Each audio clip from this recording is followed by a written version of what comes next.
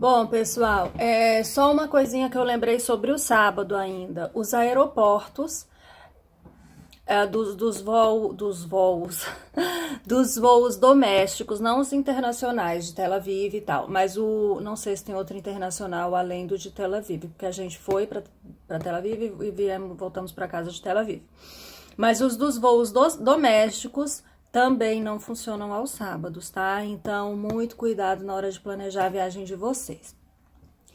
Falando mais um pouquinho da diferença entre de excursão ou sozinho. Como eu já falei, né? Excursão, você não tem problema de logística, de transporte, de sábado, de nada, porque eles já sabem disso tudo. Mas, assim, por exemplo, a Palestina, o que é do caminho de Jesus na Palestina? A Betânia, que é a cidade onde está a tumba de Lázaro, onde Lázaro viveu com Marta e Maria, que é chamada em árabe de Alzaria. Tá, Palestina é árabe, tá, gente? É de controle árabe, tudo lá é árabe. Então,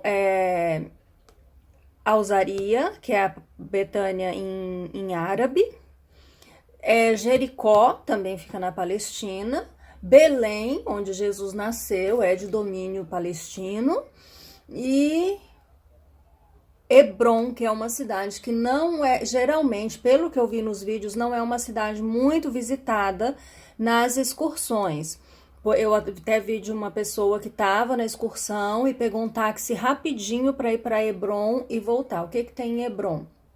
Tem o túmulo de Abraão, Isaac, Sara, Rebeca e mais algumas pessoas que foram importantes, né, na época de Jesus, que agora eu não me lembro. Então eles fazem isso em um dia. Porque assim, Betânia é só o túmulo de Lázaro e a igreja que foi construída em cima do local onde acredita-se ser a igreja, ser o local que morava Marta e Maria. Jericó é o Monte da Tentação, que foi onde Jesus foi tentado. Não tem mais nada em Jericó. Então são visitas que... e Jericó também tem a árvore de Zaqueu, que não se sabe se é a árvore que exatamente de Zaqueu, mas é o sicômoro mais antigo da cidade. Então, se não, é aquela ali, mas foi num local parecido, enfim. Então, Jericó é a árvore de Zaqueu e o Monte das Oliveiras. Monte das Oliveiras não, gente, Monte da Tentação. E Belém, a Igreja da Natividade, que foi onde Jesus nasceu e não tem mais nada para se ver na Palestina. Então, você sai, se você tá em Jerusalém, você pega um ônibus 7 horas da manhã e volta para Jerusalém 7 horas da noite, você fez isso tranquilamente. Assim, só que sem descanso, né? 2 horas numa cidade, aí vai para outra, mais 2 horas na outra, aí pausa para o almoço e tal. E ali, nessa região da Palestina, é o deserto da Judéia. Então, Jesus, ele caminhava por ali e quando anoitecia, o que eles faziam? Montavam tendas e dormiam. Isso tudo, gente, eu aprendi em blogs de pastores, de padres e canais de YouTube, tá? Eu pesquisei mesmo, eu passei 2 semanas, assim, várias horas por dia pesquisando tudo isso. Então, o que a gente queria? Fazer o máximo, assim, parecido, né, com o que Jesus fez. Então, a gente acampou no deserto da Judéia 4 dias. E um dia desse camping, a gente ficou, tipo, no meio de Betânia e de Jericó. Então, um dia a gente acampou aqui, um dia a gente foi aqui para Betânia, voltamos, dormimos, outro dia fomos para Jericó. E foi muito emocionante, foi muito legal. A gente acordava assim com aquele deserto da Judéia à frente e imaginando, caramba, era por aqui que Jesus andava. Será se era desse jeito? Porque 2000 anos de chuva, de alteração, de efeitos da natureza, né? Chuva, sol, erosão. Claro que não era exatamente daquele jeito, mas foi ali. Então foi muito bacana. Então a gente ficou 4 dias acampados no deserto da Judéia. A gente fazia caminhadas até a cidadezinha mais próxima. E enfim. E aí a gente passou 1 dia e meio em Belém. A gente foi para Hebron. e tudo. Então, assim, é a diferença de fazer a viagem por conta própria, se ferrando, porque a gente se ferrou muito na Palestina, vou falar isso em outro assunto, ou mais corrido, sem se ferrar com excursão. Falar um pouquinho agora sobre os lugares de Jesus. São poucos os lugares que são intocados. Vou falar para vocês quais são. O Jardim do Getsemane é intocado, foi intocável. A cova de Lázaro, a tumba de Lázaro. Que mais? Tem um outro lugar. Ai, gente, esqueci agora. Mas tá tudo lá nos stories. Na viagem inteira, apenas 3... o canal hídrico, onde Davi com seu exército invadiu Jerusalém, na tomada de Jerusalém, de um rei que agora eu não lembro o nome. Esses lugares são os lugares realmente que eles andaram. Tem o tanque de Betesda?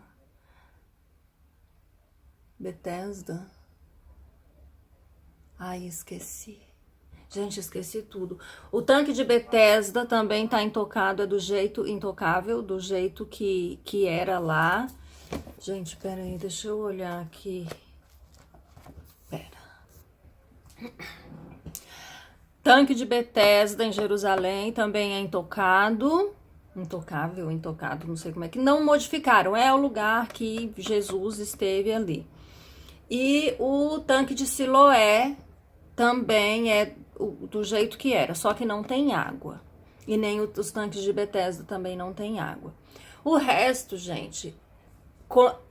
Primeiro, tem que entender que existe uma briga muito grande da Igreja Católica, que era uma igreja só, e começaram a haver brigas há muitos anos atrás, não sou muito boa de história, começaram a haver brigas muitos anos atrás, e dividiu em Igreja Católica Romana e Igreja Católica Grega.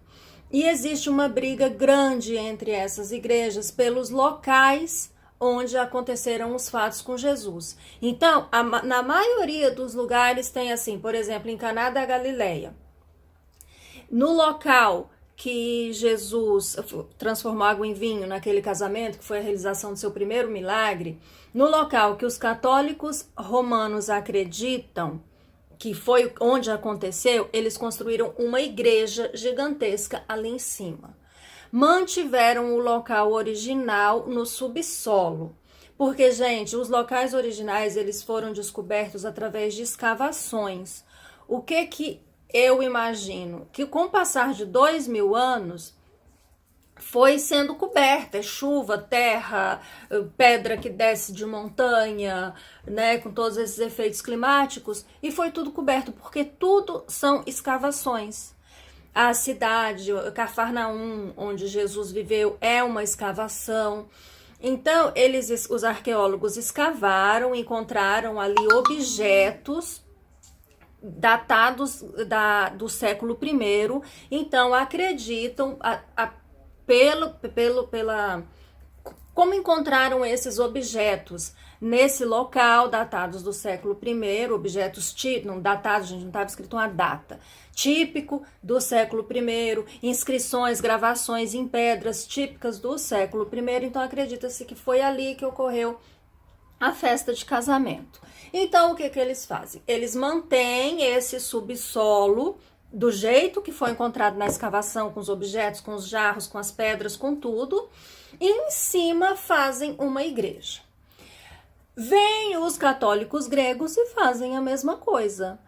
Um pouco mais abaixo, um pouco mais acima, um pouco para a esquerda, para a direita, eles constroem uma igreja católica grega em cima do local que eles acham que ocorreram os fatos com Jesus.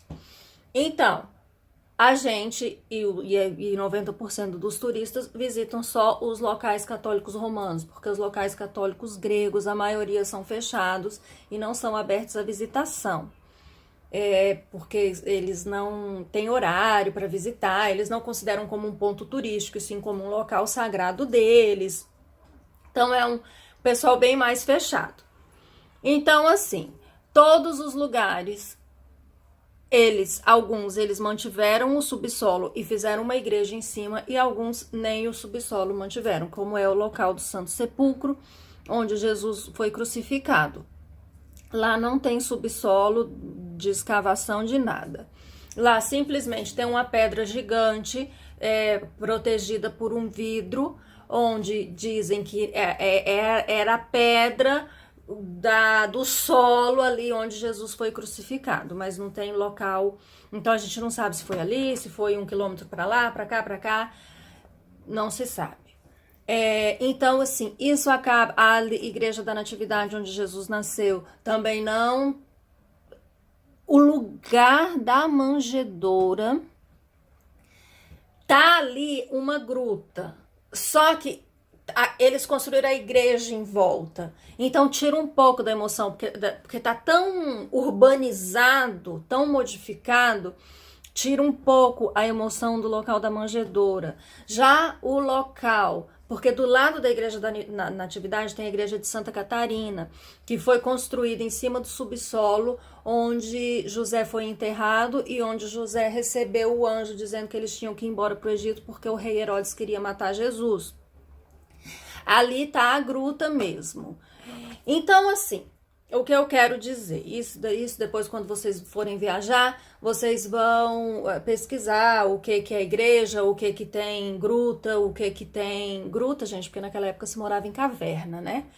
O que tem a gruta original, o que tem o subsolo, construir igreja em cima, e o que não tem nada e só construir uma igreja no local que acreditam que aconteceu aquele fato.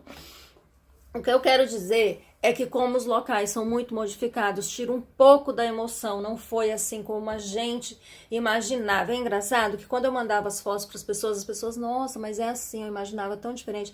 Eu não sei o que a gente tem na cabeça, porque eu também pensava isso, que tipo, era do jeito que mantiveram Israel, aquele lugar do século I, do jeito que era o Monte das Oliveiras lá, sem urbanização, do jeito que era Jericó, a árvore de Zaqueu lá no meio do nada. Porque, gente, naquela época, as cidades tinham 100 habitantes, tinham 200 habitantes, tinham 400 habitantes. Israel hoje é um país super moderno. Só que ele não é moderno só em Tel Aviv, na capital. Ele modernizou em tudo. Então, Nazaré é uma cidade enorme, Jericó é uma cidade grande também. Então, não é assim, a gente sabe que Jesus andou por ali, naquela localização geográfica.